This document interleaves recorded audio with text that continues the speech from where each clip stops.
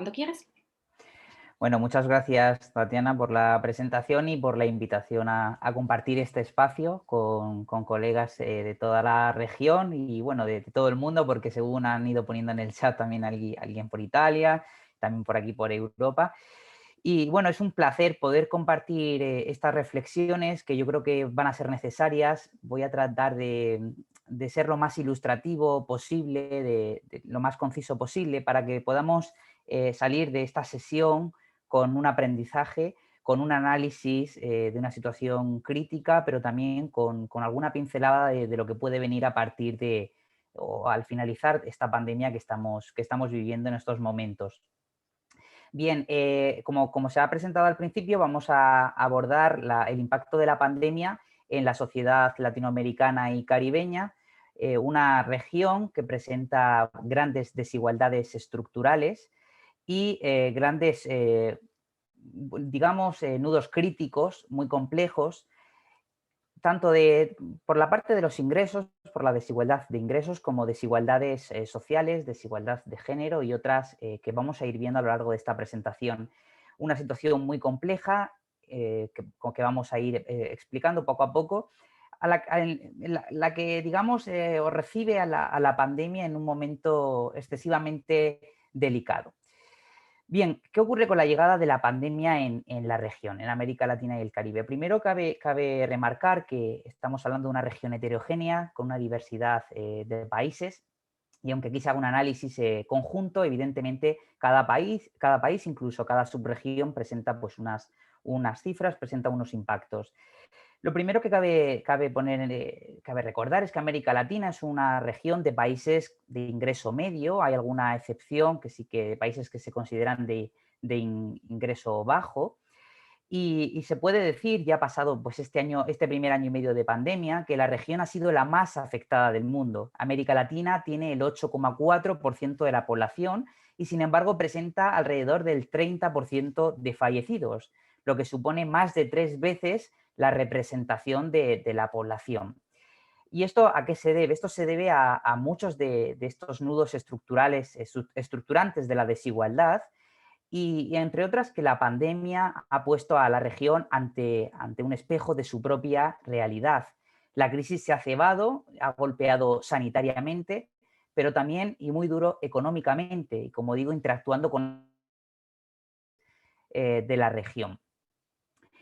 Bien, y la desigualdad, hay varios estudios, lo tienen al final de esta presentación, es uno de los principales factores que determinan el impacto, el alcance de la repercusión de las pandemias. Es lo que explica por qué América Latina y el Caribe va a presentar una serie de resultados que vamos a comprobar a continuación tras el paso de este primer año, año y medio de pandemia. Bien, lo primero que cabe reseñar al respecto del impacto es lo primero que vivimos, que fue ese aislamiento, esas medidas para mitigar el impacto de la pandemia, para aislarnos, para evitar la propagación del virus, que han tenido sin duda un gran coste social y un gran coste humano. Ese confinamiento domiciliario en los hogares no ha sido posible para todo el mundo, y en muchísimas ocasiones, en muchos contextos, en muchísimos países, mucha gente ha lidiado con ese dilema entre el hambre y el contagio. El hecho de quedarse en casa suponía abandonar trabajos en gran parte de América Latina, trabajos informales que no aseguraban ningún tipo de ingreso. Y bueno, pues en esta situación, en estas dificultades, también el no disponer de servicios básicos, de estar hacinados, ha llevado a muchas personas a lidiar con este dilema. A efectos económicos, finalmente, la caída del PIB en América Latina ha sido del 7,7%. Ahora vamos a poder desglosar todo esto con mayor detalle. Se estima un cierre aproximadamente de 2,7 millones de empresas, especialmente pequeñas y medianas empresas, que no han sido capaces de soportar el envite, el embate de una pandemia que ha sido especialmente dura. Se han dado incrementos de violencia de género, se han dado incrementos notorios del desempleo femenino, y, sobre todo, pues un incremento de los cuidados por parte de las mujeres. También vamos a ir desglosando estas cifras para que vayamos un poquito, pues, interiorizando el por qué se ha ido dando todo este contexto. Y bueno, en general, ya por no detenerme más en esto y entrar un poquito más en profundidad, se habla de que podemos enfrentarnos de nuevo en América Latina a lo que se conoce como, o ya se vivió, una nueva década perdida. Veníamos de un momento pues, de bajo crecimiento económico, de incrementos incluso de la propia pobreza. Y esta pandemia, lejos de facilitar un progreso, facilitar la mejora de todos estos indicadores sociales y económicos, han hecho que volvamos atrás y que, digamos, volvamos o tengamos la necesidad de volver a empezar. Bien, en primer lugar, vamos a abordar el impacto sanitario. Eh, para que nos hagamos una idea, estas cifras que tienen la gráfica de su izquierda, es en primer lugar la población de América Latina y el Caribe, que representa el 8,4%. En el tienen los contagios. Esto es a cierre de 2020, obviamente ahora es mucho mayor, un 18,6% del total, y las muertes que superaban las 500.000, un 27% de muertes. ¿Y a qué se debe este impacto sanitario tan grande? Bueno, en primer lugar, uno de los primeros factores es que la región América Latina y el Caribe es la más urbanizada del mundo. El 81% de la población vive en ciudades y el 35% vive en una metrópoli de más de 1 millón de habitantes. Y sabemos que esta pandemia es propicia a propagarse con la proximidad, ¿no? Con el contacto. Y en la región hay otro problema que va de la mano de esta urbanización, que es el hacinamiento. El hacinamiento de la mano también de la falta de acceso a servicios básicos. En 2019 se calcula que en torno al 30% de los hogares urbanos estaban hacinados. Sabemos también la existencia de numerosos barrios periféricos, las favelas, villas, etcétera, donde conviven en espacios reducidos muchas familias. Esto ha sido un caldo de cultivo para la propagación del virus. A ello le tenemos que sumar otro problema, que es los sistemas de salud fragmentados y desiguales que existen en la región, en gran medida subfinanciados y con déficit de recursos humanos, tecnológicos y de infraestructura en general. Esto ha pasado en Europa y ha pasado en la región, pero es cierto que la región ese gravamen, ¿no? Con esa carga. Y es cierto que además a ello hay que sumarle un proceso de vacunación lento y desigual. Ahora mismo la diferencia por ejemplo, de Europa con América Latina en vacunación es muy considerable. Están habiendo problemas, muchos países están teniendo problemas para acceder a, a vacunación, para acceder a dosis. Sí que existe el mecanismo COVAX, que está ayudando a muchísimos países, sobre todo los más rezagados, a poder adquirir vacunas con las que vacunar a su población, pero el porcentaje de población vacunada con las 2 dosis todavía es muy reducido. Se tiene que avanzar mucho más en ese sentido. Bien, ¿y cuál es el telón de fondo de todo esto? Vamos a ir entrando un poquito más en cuestión. América Latina y el Caribe hemos dicho que es bueno, es una región muy desigual. De hecho, es la región más desigual del planeta, que no la más pobre, pero sí pueden ver en este gráfico el grupo de columnas por general a la izquierda. La primera de todas ellas es el global, después América Latina y el Caribe, África, Asia, Europa, Oriente Medio, perdón, y América del Norte. Si nos fijamos en América Latina y el Caribe, en todos los años analizados, 1990, 2000, 2010 y 2018, América Latina y el Caribe presenta el mayor porcentaje del índice Gini. El índice Gini mide la desigualdad en los hogares. Y bueno, sí que se ha reducido con el paso de los años, de una 0,47 en los 90, una desigualdad de 0,45 en el año 2018. Sin embargo, esa reducción todavía no es suficiente y es un problema latente y muy presente en la región, que además se ha magnificado con el paso de la pandemia. El primer año y medio de la pandemia ha supuesto un incremento de la desigualdad de ingresos. Por países lo podemos ver en la gráfica que tenemos aquí en pantalla. En esta ocasión sí que recojo el dato del año 2019, que es en la derecha del todo, o sea, la columna, bueno, pueden ver por países desglosado, y a la derecha del todo tienen el promedio regional. Fijaos, existen diferencias muy significativas. Por ejemplo, Uruguay converge al 0,39. Sin embargo, pues países como Colombia todavía permanecen en el 0,53. El índice Gini se mide de 0 a 1 para quien no esté familiarizado con el índice, y vemos pues efectivamente cómo todavía, si bien se ha reducido respecto a los años previos, en este caso el 2002, que es el primero de la serie, todavía permanece y prevalece una desigualdad de ingresos muy considerable. Esa desigualdad de ingresos lo vamos a poder ver pues por medio de la estratificación de la pobreza y de numerosos indicadores. Quienes más tienen, además con la pandemia, han aumentado su patrimonio, han aumentado sus ingresos, y quienes menos tienen todavía han perdido lo poco que tienen, lo poco de que disponen. Y de la mano de la desigualdad de ingreso, vamos a ver también un poco de contexto económico, y es la evolución del PIB real de América Latina. Esta es la evolución de la serie histórica. Fijaos en la flecha que señala el 0,4% y se refiere a los 5 años previos a la llegada de la pandemia, el quinquenio 2014-2019. América Latina, a las puertas de la pandemia, estaba creciendo al 0,4%, un crecimiento muy bajo que se venía prolongando ya incluso de 2 años atrás, más o menos. Podemos hablar de 7 años de bajo crecimiento económico, con descenso de los precios de las materias primas y con un espacio fiscal muy reducido.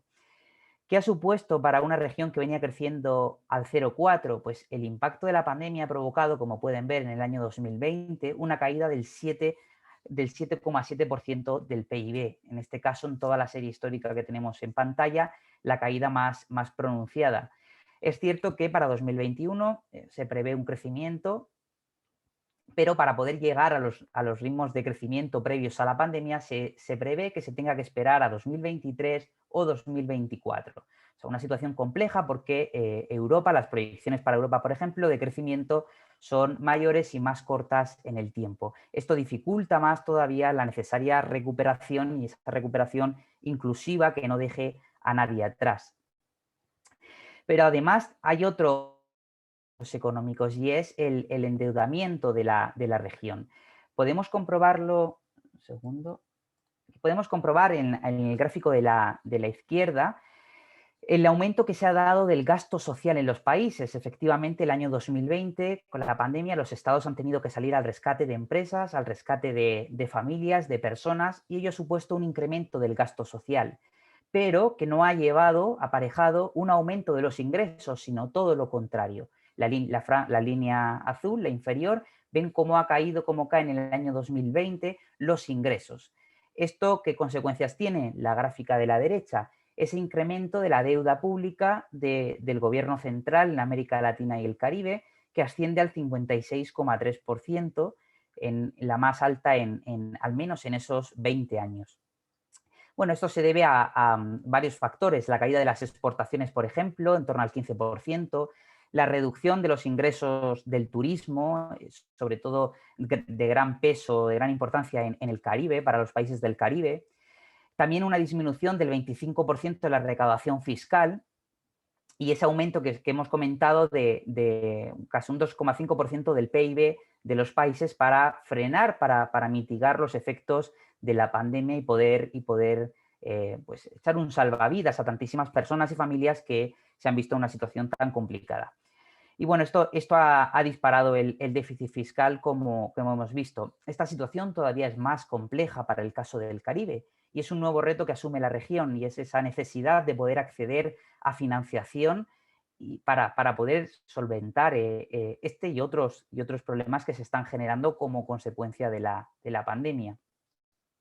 Veamos uno de los efectos que ha tenido la pandemia en la región, y es ese incremento de la desocupación. Aquí pueden ver la evolución del desempleo en América Latina y el Caribe, la serie 2000-2020, la franja central, la azul, o sea, la línea azul, es el promedio global, la gris, la que está superior, son las mujeres, y la naranja, la inferior, son los varones. Podemos ver cómo efectivamente ya incluso antes de la pandemia, año 2019, se había dado pues un ligero crecimiento del desempleo, pero como en el año 2020, con el primer año de pandemia, ese desempleo se incrementa en la región. y se incrementa en la región especialmente para las mujeres. Esta crisis se ha cebado duramente con las mujeres. Han sido las últimas prácticamente en incorporarse al mercado de trabajo y, sin embargo, han sido las primeras expulsadas del mercado de trabajo. Y mucho tiene que ver el que muchas hayan tenido que volver a los hogares a asumir los roles de cuidados, y más en una pandemia como esta, ¿no? Los niños, niñas no han podido, bueno, se ha cerrado las escuelas presenciales, ha habido que cuidar a personas mayores, personas dependientes, personas enfermas, y bueno, pues la injusta distribución de los roles al final ha supuesto que las mujeres se hayan visto obligadas, muchas de ellas y otras expulsadas, a dejar sus trabajos para volver a los hogares. Una regresión sin duda histórica.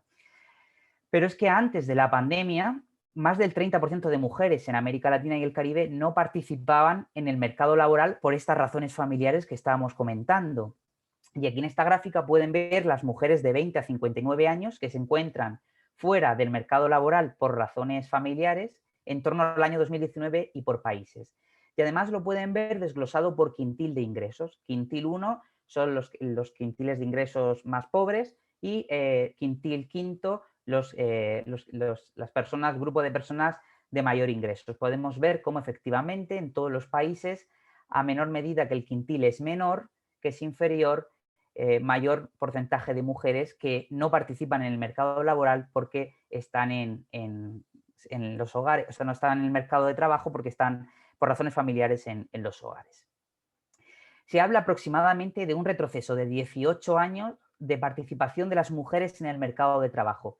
En el gráfico de la izquierda pueden comprobar la evolución, la disminución del desempleo de hombres y mujeres, hombres el color verdoso, mujeres el color lila, por cada uno de los países tomados como ejemplo, entre el año 2019 y 2020. Y efectivamente, en todos los países se observa esa caída del desempleo por parte de las mujeres más pronunciado, más acusado que por parte de los hombres. Esto también tiene otra explicación y lo pongo aquí en la derecha, y es que se calcula que aproximadamente el 57% de las mujeres en la región se encuentran empleadas en sectores de más alto riesgo de pérdida de empleo, como servicios y comercio. Además, lo que hemos comentado, el cierre de las escuelas y los aislamientos ha sobrecargado de trabajo no remunerado a las mujeres, y esto también al mismo tiempo ha reflejado esa ausencia de servicios públicos de salud universales y de calidad óptimos que permitan o que eviten esta circunstancia, este escenario. Pero es que además, para más INRI, que la pérdida de empleo de las mujeres también se ha dado incluso en el trabajo doméstico remunerado. Sobre todo, bueno, teniendo en cuenta que el deber de permanecer en casa, evitando el contacto, pues ha llevado a muchas familias a prescindir de sus trabajadoras del hogar. Esto ha afectado a muchísimas mujeres, especialmente indígenas, afrodescendientes, pero también a muchísimas mujeres migrantes. Esto ha dejado al amparo a muchísimas mujeres en situaciones de extrema vulnerabilidad. En general, el desempleo ha afectado a mujeres, como acabamos de ver, pero también a las personas que trabajan en empleos informales, un gran problema que ahora veremos en América Latina, y a los jóvenes. Pero, por supuesto, también, como he comentado, inmigrantes. Si nos fijamos en la gráfica que tenemos en pantalla, es la tasa de ocupación por quintiles, la variación de 2019, que es la barra lila, a 2020, la barra azul. De nuevo, observamos cómo los primeros quintiles, o los quintiles más pobres, quintil 1, quintil 2, presentan una variación del desempleo más acusada que los quintiles más ricos, fundamentalmente el cuarto y el quinto. Evidentemente, la crisis no ha afectado a todos por igual, y de nuevo, bueno, una región tan desigual, estructuralmente tan desigual como estamos viendo, esta pandemia se ceba especialmente se está cebando, porque todavía sigue aquí, con quienes menos tienen, y aquellas personas que viven o asumen circunstancias de vulnerabilidad. Bien, pues un segundo, se fue aquí. Bien, una de las cuestiones a la hora de abordar la desigualdad es precisamente cómo se agudiza en situaciones de de pérdida de ingresos laborales. América Latina y el Caribe es una región donde la mayoría de su población, prácticamente toda, sus ingresos provienen mayoritariamente del empleo. Evidentemente, una pérdida del desempleo supone una reducción de los ingresos laborales de las personas. Esto es lo que está llevando, además, como hemos visto, quienes menos tienen lo acusan todavía más, ese incremento del índice de Gini, de la desigualdad de ingresos en la región. Y esto tiene también una explicación o una raíz, y es que América Latina y el Caribe, y os lo traigo en esta gráfica, presenta una masa muy grande de trabajadores que están ocupados en sectores de baja productividad. Y además que es una gran cantidad de personas, vemos de nuevo cómo se entrecruzan con otras desigualdades. Es decir, las mujeres, por ejemplo, participan más en sectores de baja productividad que los hombres. Las personas que residen en el mundo rural están más presentes en sectores de baja productividad respecto de aquellas que viven en el mundo urbano. Aquellas que tienen la primaria incompleta más que aquellos que tienen estudios superiores. Y en cuanto a lo etario, a las edades, las personas de 65 años y más son las que presentan mayores cifras de pertenencia a estos sectores. Esto es también da explicación a por qué una situación sobrevenida como la que hemos tenido con la pandemia, pues provoca altas cifras de desempleo y deja en una situación tan precaria a muchas personas. Esto le da la mano al grave problema que tiene la región con la economía informal, con el empleo informal. Alrededor del 50% de las personas laboralmente activas en América Latina trabaja en un empleo informal. La informalidad es un grave problema para las personas y los estados. Lo es para las personas porque te deja de algún modo desnuda de derechos ante una eventualidad como la COVID-19. Todas aquellas personas que trabajan pues fuera de la formalidad, sin estar dados de alta, en ventas ambulantes, otro tipo de economías, provoca que una circunstancia como de parálisis económica como la que hemos tenido deje a estas personas sin ningún tipo de ingresos, sin poder recibir por parte del Estado ayudas más allá pues de las transferencias que los estados sí que han ido aprobando para su población, algunos, otros no. Y también es un problema para el Estado porque es masa laboral que no está contribuyendo, y evidentemente para las personas lo es a efectos también de cotización, de recibir una pensión en el futuro. Vemos también lo preocupante que es lo presente que está los sectores informales en los países generalmente pues, centroamericanos, Honduras, Nicaragua, Guatemala, y menos presente, lo pueden ver a la derecha, en países como Chile y Uruguay. Y precisamente, valga aquí la autocita, para el caso de Uruguay, recientemente publiqué un informe analizando la realidad uruguaya, que lo tienen en el repositorio de datos de la Universidad de la República, y donde desgloso la realidad uruguaya de estos últimos 15 años y cómo mediante determinadas reformas estructurales ha sabido reducir su pobreza, ha sabido reducir su desigualdad, y también se aborda la cuestión de la informalidad laboral y de las pensiones, de las contribuciones, etcétera. Pero fijaos, y volvemos a lo mismo, vemos cómo esta presencia en sectores informales, de nuevo, se entrelaza, se entrecruza con las desigualdades de ingreso. Efectivamente, aquellas personas pertenecientes al quintil 1, que es la barra azul celeste, y lo ven desglosado por países, presentan mayor porcentaje de personas en la economía informal respecto de aquellas pertenecientes al quintil quinto, que es el más rico, que como pueden comprobar por países está menos presente. Bueno, pues esta realidad, se repite este patrón de forma constante con todo aquello que analicemos, y es lo que nos demuestra hasta qué punto la desigualdad está anclada y en la realidad de la región, en la realidad latinoamericana. Y aquí podemos observar cómo, lo que he comentado anteriormente, cómo la COVID ha provocado la disminución de los ingresos laborales de todos los quintiles en la región, mucho más acusado en los quintiles más pobres. Lo pueden ver a la izquierda, el quintil 1, cómo sufre una variación en el año 2020 respecto al 2019 de los ingresos laborales. Esto alimenta de algún modo lo que vamos a ver ahora, engrosa las cifras de pobreza y de pobreza extrema, teniendo en cuenta que los ingresos, la gráfica, los ingresos laborales, que son los de trabajo independiente, y los ingresos por cuenta propia representan el mayor porcentaje de ingresos que reciben todos los quintiles en la región. Especialmente, bueno, los primeros, pero también, bueno, aquí cabe mencionar, por ejemplo, que el quintil 1, el más pobre, también tiene una parte considerable de sus ingresos que proviene de las transferencias públicas, ayudas monetarias de los estados, etcétera. Consecuentemente, representando el trabajo, representando unas cantidades tan elevadas, un porcentaje tan elevado de los ingresos que reciben las personas, esta disminución, este aumento del desempleo, esta acusada informalidad laboral que deja a tantísimas personas desnudas de derechos, pero también de ingresos, pues conlleva a lo que vemos en pantalla. América Latina y el Caribe, desgraciadamente, ha vivido este año un insoportable aumento de la pobreza y de la pobreza extrema. Pero ojo, nos vamos a ubicar en primer lugar en el año 2015. Vemos cómo desde el año 2015 hacia el año 2019, el año previo a la pandemia, ya se venía dando un ligero incremento de la pobreza y de la pobreza extrema en la región. ¿Qué ocurre en el año 2020? Vemos que el incremento de personas que pasan a engrosar una situación de pobreza y de pobreza extrema aumenta considerablemente.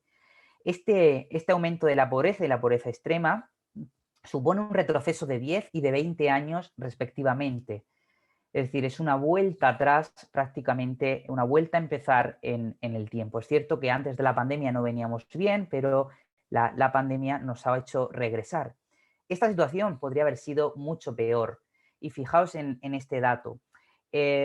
A la izquierda pueden ver el porcentaje de pobreza contando con las transferencias económicas monetarias realizadas por los países y sin transferencias.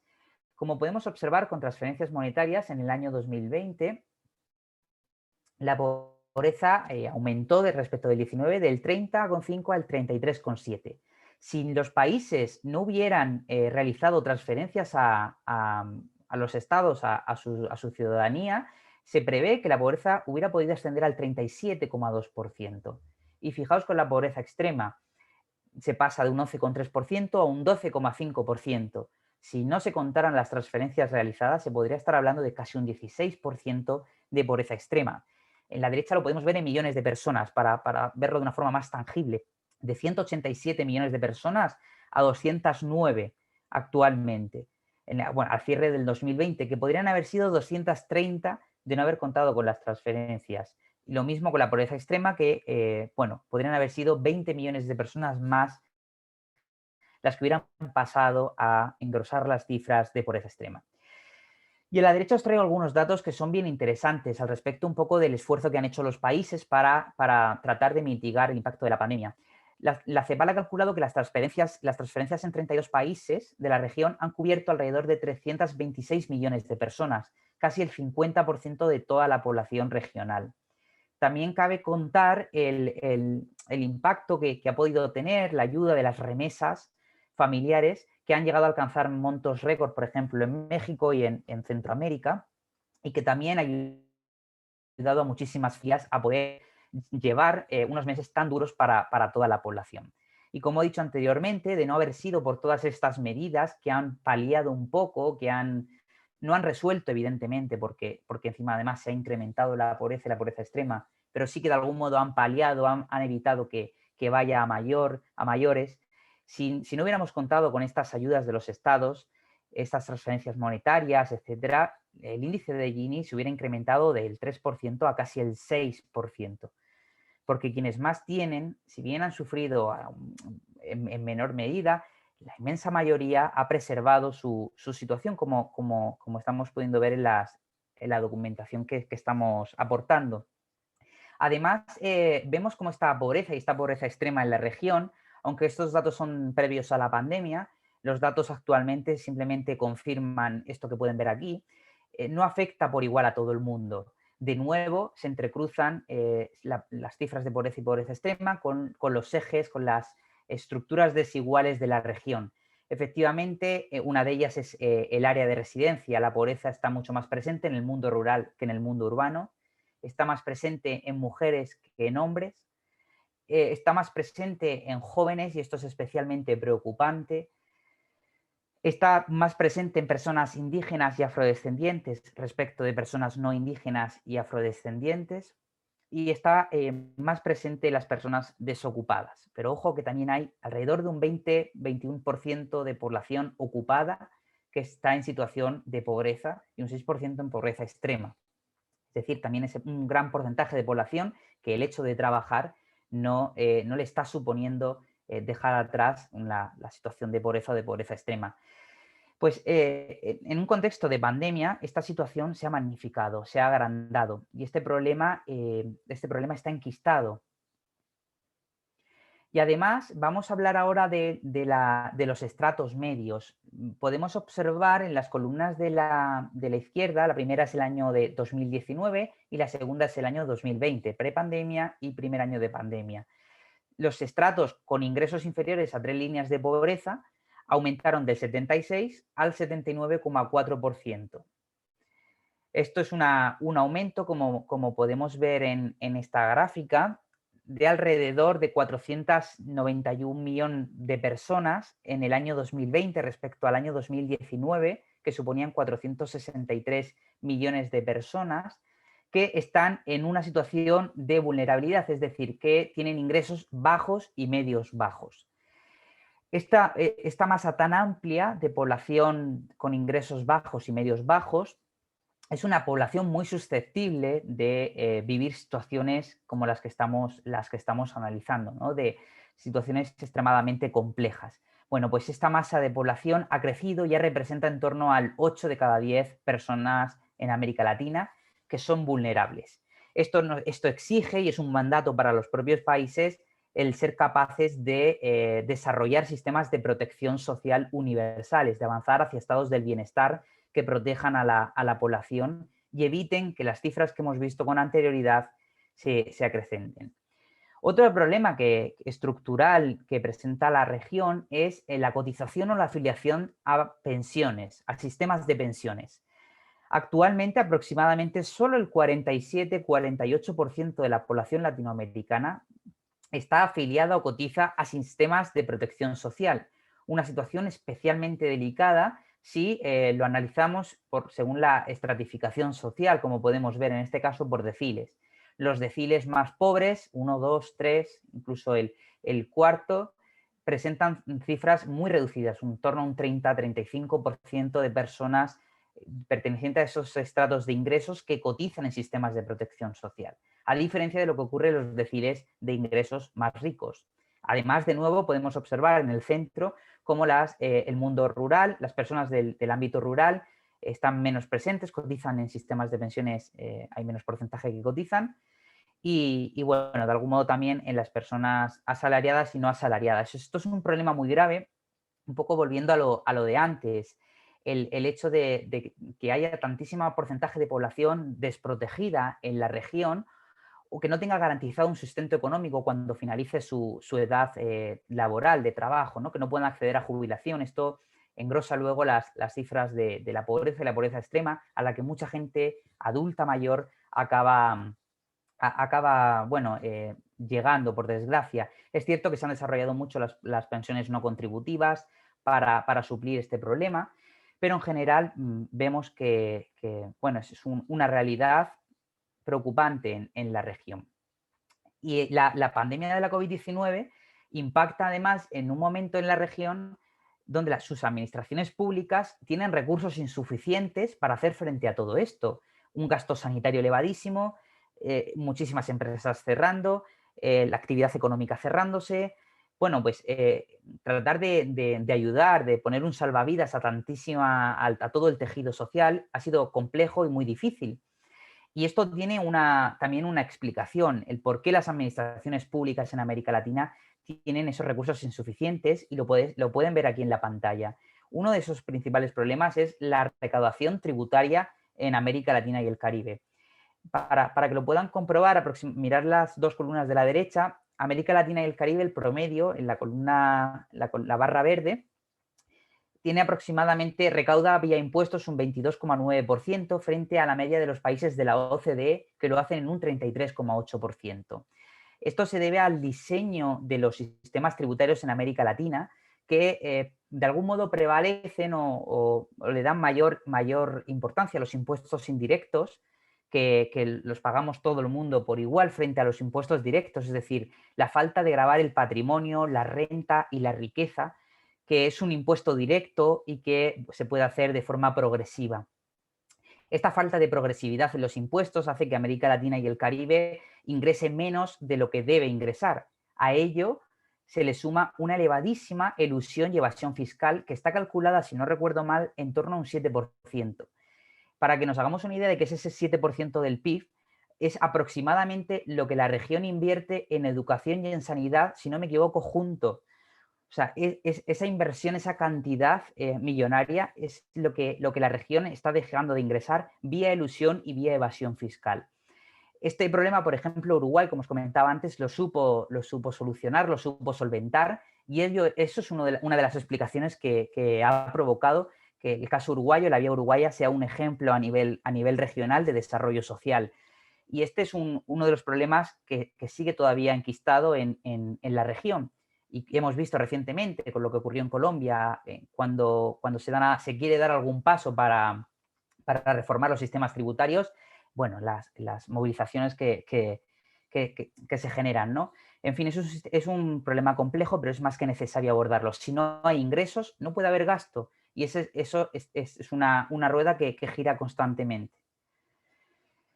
Y a nivel de jóvenes, de la situación que se están viviendo jóvenes y niños, no podemos perder de vista que nos enfrentamos también al riesgo de una generación perdida, que esto podría empeorar la situación. Y es esa cantidad de jóvenes, unos 167 millones de estudiantes que han perdido este año entero de escolaridad presencial. Y más abajo tienen el dato, una cifra que ha sido muy preocupante, y es que alrededor de 66 millones de hogares en América Latina y el Caribe no están conectados a Internet. Entonces, esa posibilidad de telestudio no ha sido para nada una realidad para esa cantidad de hogares, para miles, para millones de estudiantes. Esto ha hecho para muchos jóvenes, para muchos niños y niñas, se hable de un año prácticamente perdido. Además, han habido aumentos, se ha registrado un aumento de la violencia y también del trabajo infantil. Se ha incrementado el trabajo infantil. Muchas familias han tenido que volver a recurrir a los hijos como mano de obra para poder salir adelante. Esto es una situación especialmente delicada y, bueno, vamos a ver este 2021 cómo prosigue, pero realmente las alarmas están disparadas. Y bueno, por hacer una síntesis de todo esto que hemos visto, este impacto de la pandemia en una sociedad, en un continente tan desigual. Bueno, primero y principal, hemos visto que la pandemia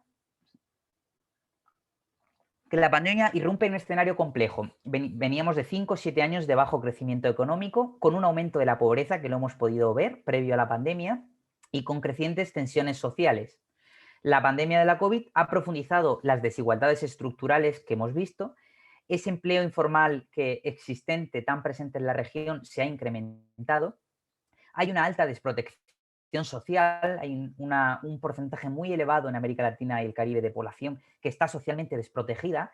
Imaginemos esa población ahora con la pandemia, o sea, se ha agravado su situación. Y una economía pues, muy centrada en sectores de baja productividad.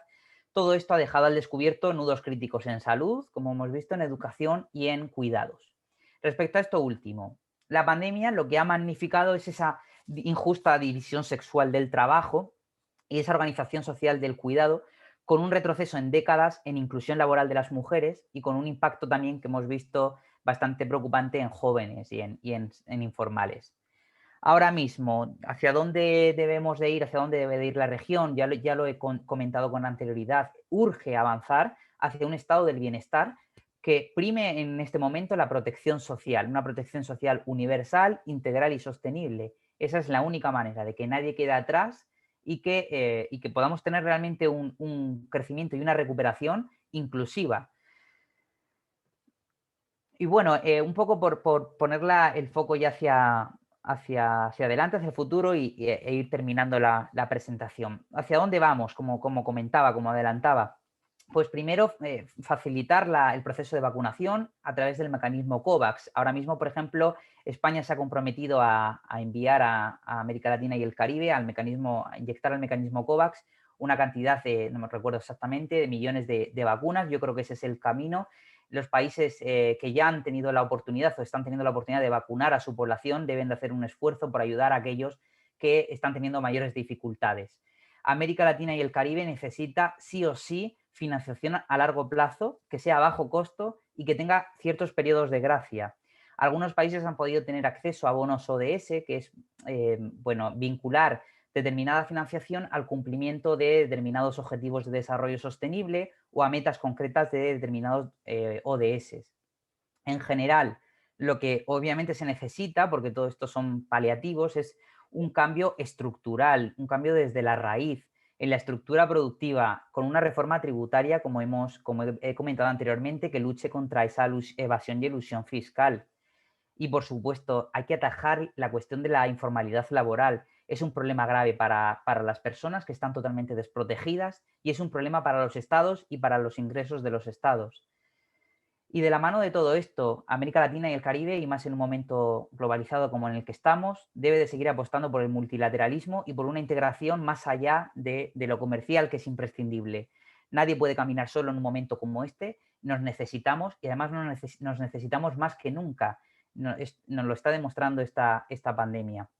¿Y cómo podemos hacer esto? ¿Cómo podemos caminar de la mano? Bueno, hace ya 6 años, 6, 7 años, los países nos dimos un mecanismo común, que es la Agenda 2030 para el Desarrollo Sostenible, una guía común hacia la que debemos de avanzar todos los países de cara al año 2030, con 17 objetivos bien delimitados. La Agenda 2030 es más necesaria que nunca y los países debemos de caminar hacia una recuperación inclusiva, justa, que no deje a nadie atrás, que cuide el medio ambiente y que bueno, haga prosperar de una vez por todas a la región. Evidentemente, antes de la pandemia la situación no era fácil y la situación que tenemos ahora es especialmente crítica, por eso se deben de redoblar esos esfuerzos y hacerlo de la mano de la región, fortaleciendo el rol de los estados y de las políticas públicas. Y bueno, de algún modo aquí también es importante el afianzar la democracia y hacerla más sólida para evitar que situaciones complejas como la que vivimos, crisis como la que estamos viviendo, sean caldos de cultivos para extremismos o para cuestionar los sistemas democráticos. Y ahora mismo lo que se necesita además es política fiscal y monetaria expansiva, potenciar la inversión. Y bueno, en definitiva, lo que la pandemia también nos ha evidenciado, lo he comentado con anterioridad, es la vulnerabilidad o la fragilidad de los sistemas de salud y de educación que cabe revisar, que cabe fortalecer. Y por supuesto, con una crisis que se ha cebado especialmente con las mujeres, la perspectiva de género debe ser transversal a todo, para el nuevo modelo de desarrollo, para todas las políticas públicas que se adopten, porque las mujeres se han visto especialmente golpeadas en esta crisis y se siguen viendo porque desgraciadamente la pandemia continúa aquí.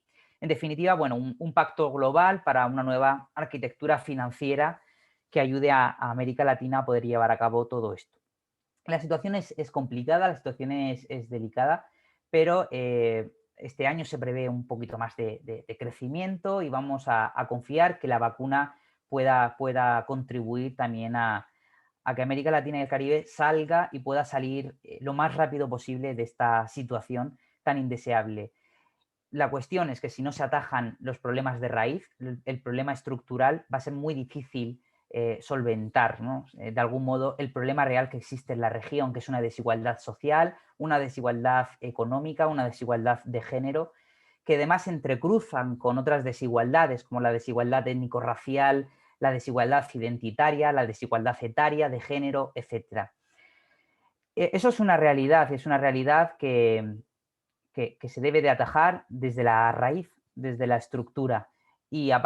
Partiendo partiendo de ahí se podrán cambiar muchas cosas, como pudo hacer en su momento, por ejemplo, Uruguay, volviendo al ejemplo que ponía con anterioridad. Bueno, espero que esta presentación les haya podido ilustrar sobre los principales efectos, que han sido muchos y muchos más, que ha tenido la pandemia en la región y cómo ese impacto se ha profundizado o de algún modo se ha entrecruzado con estas desigualdades tan presentes en América Latina y el Caribe. Y bueno, si tienen algún comentario, alguna sugerencia, algún aporte para sumar a la reflexión, siempre será bienvenido. Muchísimas gracias.